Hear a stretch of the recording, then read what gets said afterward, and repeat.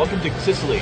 We are here for the 2015 Kawasaki Versys 650 and 1000 press launch. Today's ride is the Versys 650. It's been pretty fun. You know, Sicily is a tight, twisty island with some pretty serious roads, a lot of cobblestones, a lot of kind of rutted country lanes and things like that, which is kind of precisely where you'd want an adventure bike or a rangy, sporty, touring type bike like a Versys.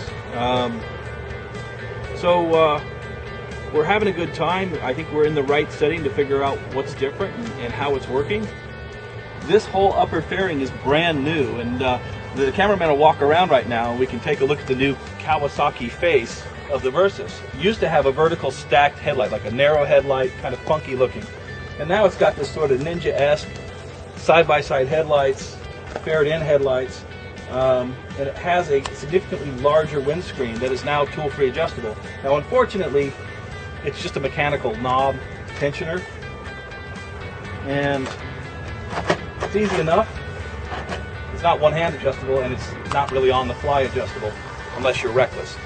But it does offer noticeably more wind protection. And this morning, when it was cold and rainy, it was much appreciated. The standard handguards on the LT model, standard bags, these handguards coupled with the bigger upper fairing and the larger windscreen really make a difference when it's cold and rainy out. Now, in Southern California, I don't think we got to deal with that too much, but here I can honestly say that the new fairing works much better. So after about 100 miles of riding so far, I'm pleased to report that there is an outstanding change, and that is the new Nissan front brakes. There's also a new Nissan rear brake, but particularly the front.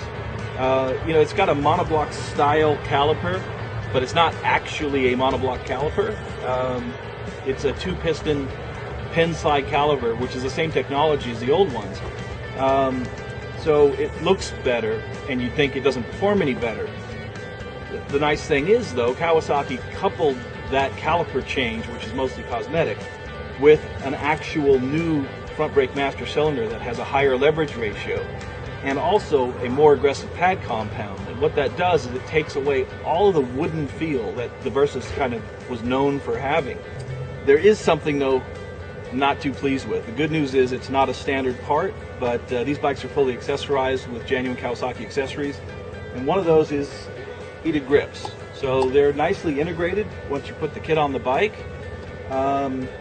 Earlier when it was cold and raining, you know, low 50s and pretty heavy rain, I was using the heated grips on high, and the right grip got too hot really to handle. I needed to turn it down a notch.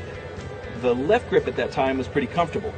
The problem is, as soon as I turned it down to medium, the left grip went almost completely cold, and the right grip became about like the left grip was on hot.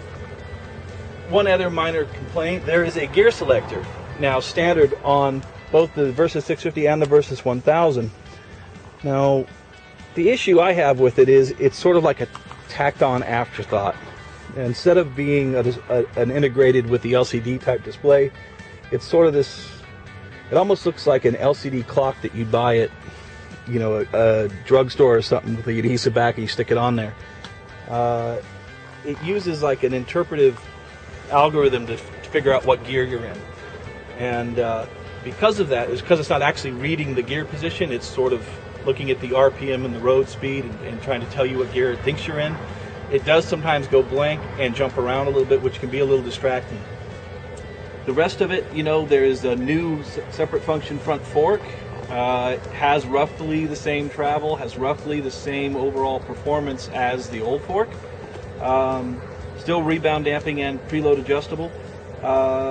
One thing that is a little bit different is that it does seem to have a little more refinement to it. So it's a little bit less clunky and maybe a little less mid-stroke stiction in it. So as you start to change direction, as you compress the suspension, it seems to react maybe a little bit better. The rear shock, they added this nice remote preload adjuster here, and they angled it intelligently so that you can reach down and adjust it on the fly without fishing around.